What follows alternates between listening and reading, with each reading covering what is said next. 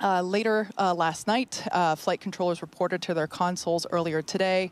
The site was cleared and the range team was deployed. That's right. And a lot of checkouts have happened just throughout the day, aligning our guidance, navigation, control, getting all the tanks ready for prop load, which has about 4 minutes left to go. You can see us almost topping out on ship, getting ready to top out on booster. And then it also includes getting all the ground support systems checked out, ready to go. Chopsticks were demated, did their wiggle test in advance of their upcoming catch opportunity. So as I just said, prop load's ongoing. We've got a little over about 4 minutes left until, or about 4 minutes. What's 7 minus 4? 4 minutes until we get to closeouts on ship and on booster. We did just hear that the range did pull again green. So we're not tracking any issues right now. Bottom line, things are looking great for launch at the top of our window at 5:30 p.m. Central Time. Yeah, very exciting. Now, once again, we are attempting to catch the booster at the launch tower. If that happens today, it will be the third ever booster catch. This is an aspect that I really enjoy, and it's how the vehicle announces that it is back. It lets you know. Oh, yeah. This comes in an audible sonic boom in the area around the return location, which occur when the booster slows down from traveling at supersonic speeds. Similar sonic booms were heard during the return and landing of NASA's space shuttle. Yes, sonic booms are unique to vehicles returning from space. They're kind of a hallmark of reusable systems like our Falcon 9 rocket and Falcon Heavy. General impact to those in the surrounding area is that brief thunder-like noise. I've been fortunate enough to be here for all of them so far. They definitely let you know the vehicle's coming. Here's a little bit about what it's like to experience it.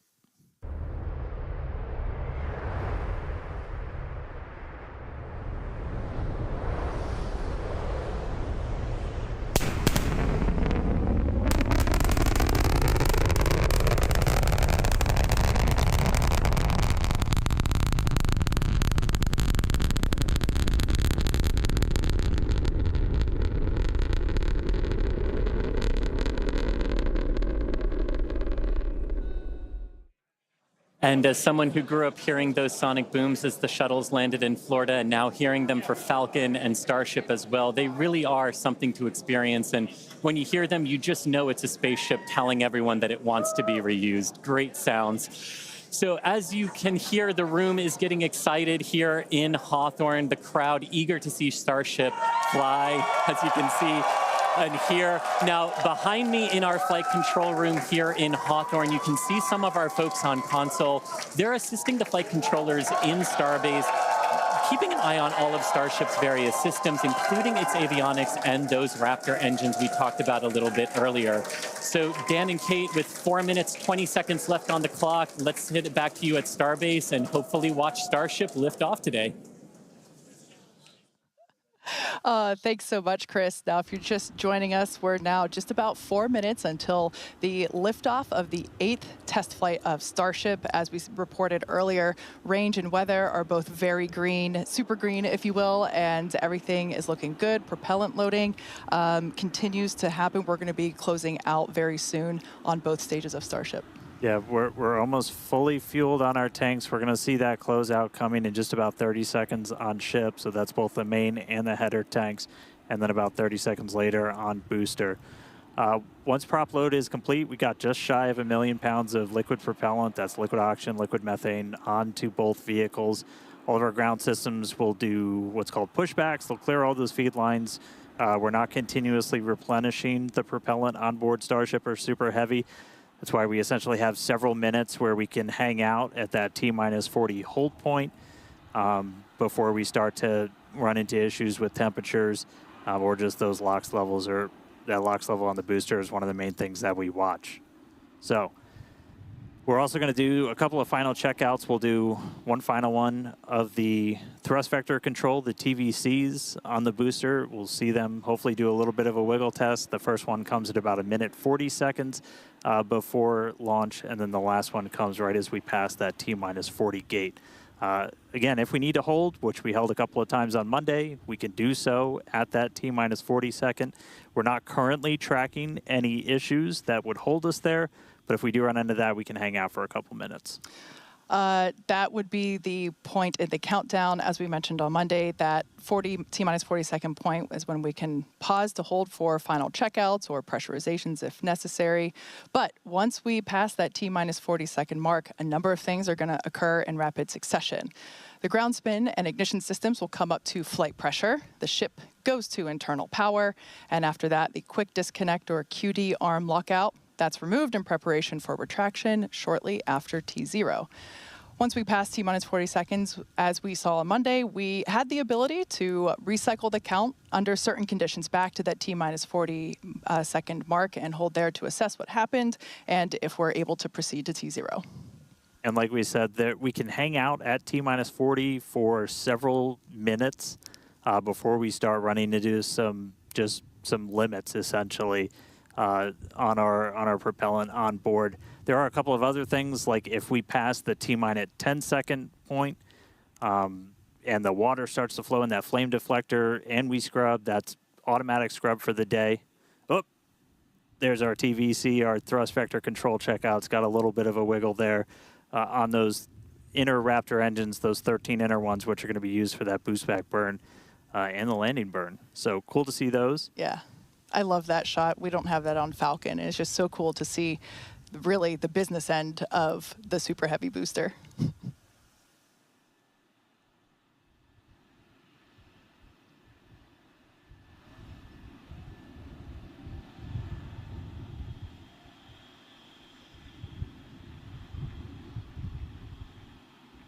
Ten seconds away from that T-minus 40 hold. We'll see.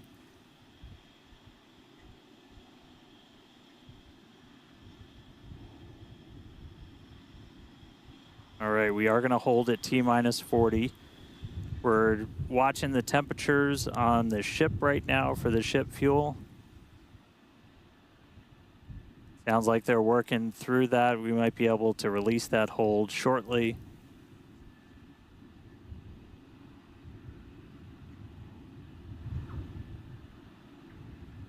All right, sounds like we're going to be able to reset those holds, not tracking any other holds. And clock is rolling. And the clock is rolling once again. We're now T-minus 30 seconds till the liftoff of the 8th flight of Starship. Our flight director, Joe Schleicher, today is go for launch. Let's listen in as he takes us through the final seconds of the count.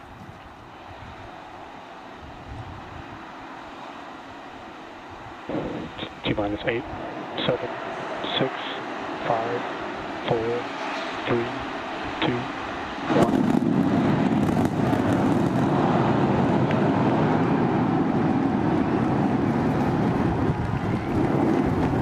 We got the ball. Vehicle pitching down range.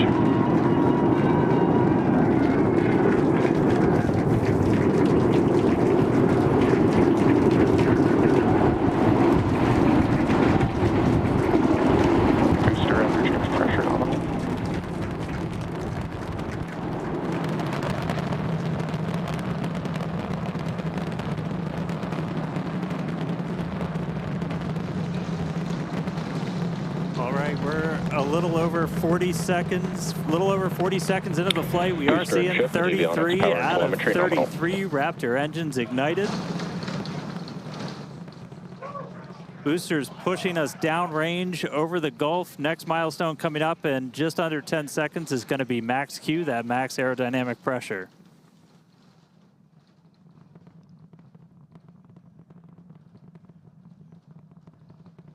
Max Q.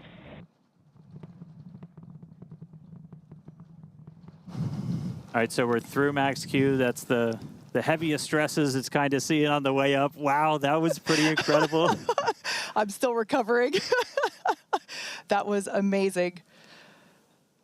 Beautiful views of the vehicle on ascent, pitching downrange away from the launch tower. Next thing coming up is hot staging. So we're going to look for 6 engines to ignite on ship while we're still attached to the top of the booster. We'll see all but those 3 center engines shut down on booster.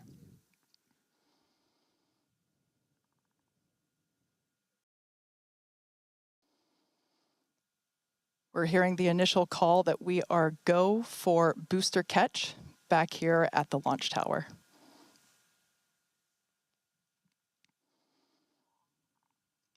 Coming up now on hot staging, the ship's engines will ignite while still attached to the Super Heavy booster, and also while Super Heavy booster will still be under power itself.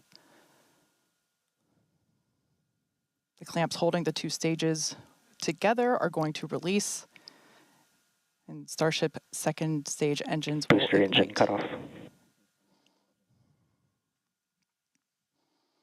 Ship engine startup. Stage separation. Boost back burn startup. There we go. Ship engines, all 6 Raptors ignited. We're doing that boost back burn. Looks like we got 11 of the 13 that we command for that, so that's going to start sending the booster back. We are still go for booster return, even with 2 Raptors out during that boost back. We can do a full duration one. But chamber push is nominal. looks like we got a ship, 6 engines heading into space, and then we got a booster hopefully on our way back to Starbase. How's everything going in Hawthorne, Chris?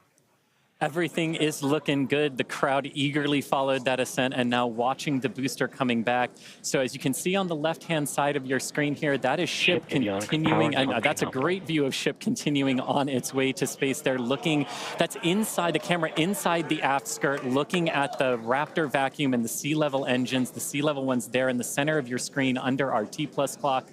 You can see our boost back burn. We're down to 3 engines on the boost back burn. And you can see ship on the right-hand side of that telemetry with 6 engines lit, continuing its ascent to orbit, already over 100 kilometers in altitude.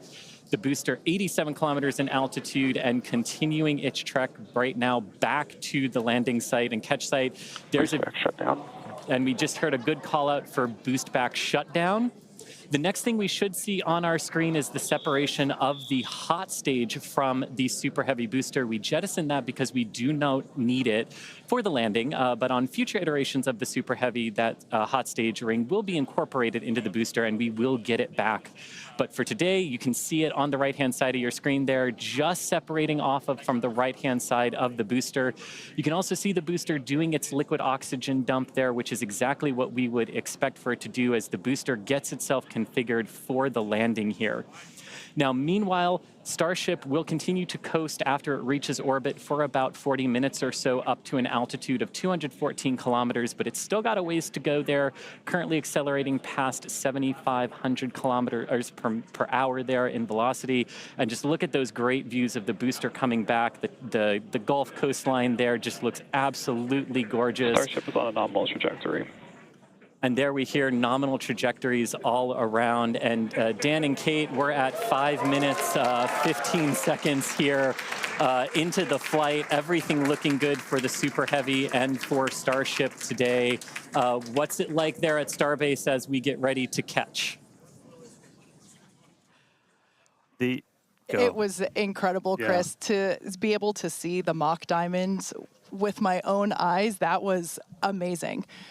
We are standing by for return of booster back to the launch tower. We have heard that we are go for the catch of the booster.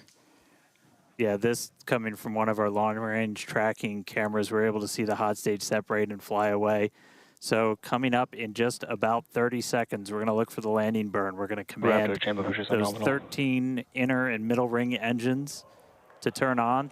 13 initially, they bleed off all of that velocity as we're slowing down from supersonic speeds, eventually moding down to only 3 engines for that precision flight into the tower. Right now, booster using its 4 hypersonic grid fins to help guide itself through this atmospheric entry back for its precision landing at the launch site. Once again, we're going to ignite first the center 13 engines. We should see that coming up here momentarily. Engines in startup. This is going to come down to 3 engines as the booster slows down for its landing. And we just heard the sonic boom.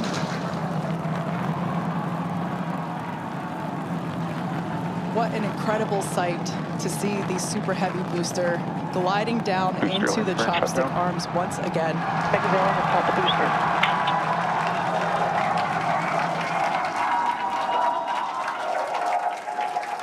Stuck the landing.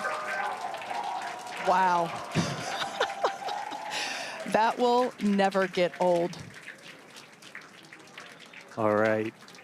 We saw 12 out of 13 light for that landing burn. Booster still able to make its way with that final precision burn on the 3 engines in for the tower catch. So booster caught. Meanwhile, keeping an eye on ship. Still got 6 Raptors burning. Those are going to continue for about another minute until we'll get to the Starship engine cutoff. Really cool view. Again, a million shout outs to all of our avionics team who make these cameras possible for us. That's looking right down inside essentially the skirt area of ship, where you can see a pretty good view of all 6 Raptors, especially those 3 inner ones, one of which we're going to hopefully relight a little bit later. And we just saw some engines go out. It looks like we are losing attitude control of the ship.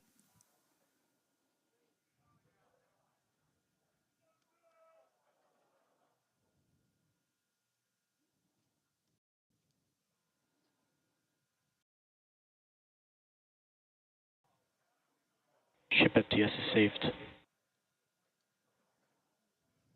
So we're still getting video down from the ship. You can see we've lost several engines and we've lost attitude control of the vehicle.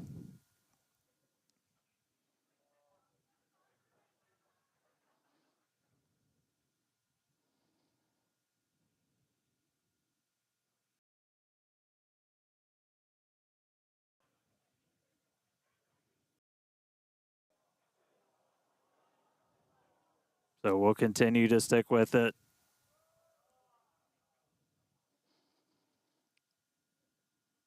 For those of you that just recently joined us, we had a successful liftoff of the 8th test flight of Starship, followed by a successful stage separation. We saw the booster, actually, you can see it just behind us here. The booster had a successful catch back at the tower. Unfortunately, it seems as though we lost the attitude control of the ship. We are standing by as we listen in with the teams on the nets to understand what information we're able to provide you. We will provide that as soon as we are able, but it's pretty incredible to take a moment and see the booster just behind us. Certainly a different view than last time. And at this point, we've essentially lost contact with the ship. We're no longer receiving telemetry at this moment. So we were only about 20 seconds away or so from the end of that ship ascent burn. We saw several of the engines start to cut out. Once you lose enough of those center engines, you're going to lose attitude control. And so we did see the ship start to go into a spin. And at this point, we have lost contact with the ship. So we're going to listen in for a little bit. I think it's pretty obvious we're not going to continue the rest of the mission today, but just give us a couple more minutes. We'll bring you more information as it comes in.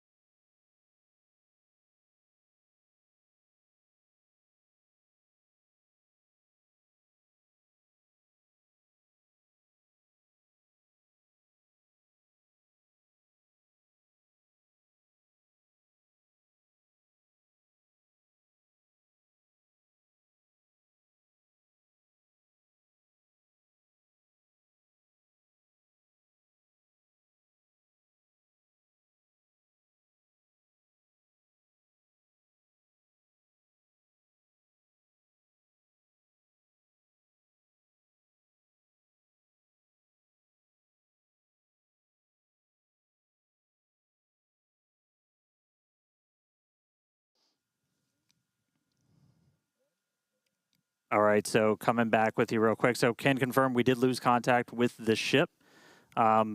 Unfortunately, this happened last time too, so we've got some practice at this now. We've got a lot of measures in place, like debris response areas where we coordinate very closely with air traffic control. We have a lot of measures put before we ever launch a rocket to make sure that we're keeping the public safe. Those worked last time, and they're actively in work right now. So just to recap real quick, everything we saw, we lifted off right at the top of our window, essentially at 5:30 p.m. Central Time. Booster was able to get us all the way up into space, made its way back here. It's sitting on the tower right behind us, our third ever catch. Starship ignited all 6 of its Raptor engines. It was just about 20 or 30 seconds away. We'll get exact times from the end of its ascent burn when we started to see some engines go out on ship. Eventually lost attitude control and then lost contact with the ship shortly after. So obviously a lot to go through, a lot to dig through. We're going to go right at it. The primary reason we do these flight tests is to learn.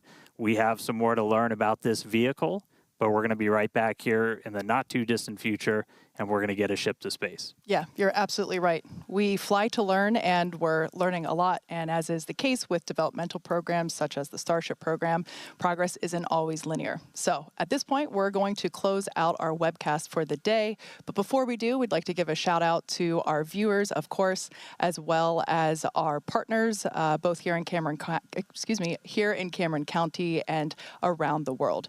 Now, once we know more about the mission today, we'll provide you with updates on SpaceX.com as well as at SpaceX on X. As always, thanks for watching, and we'll see you next time.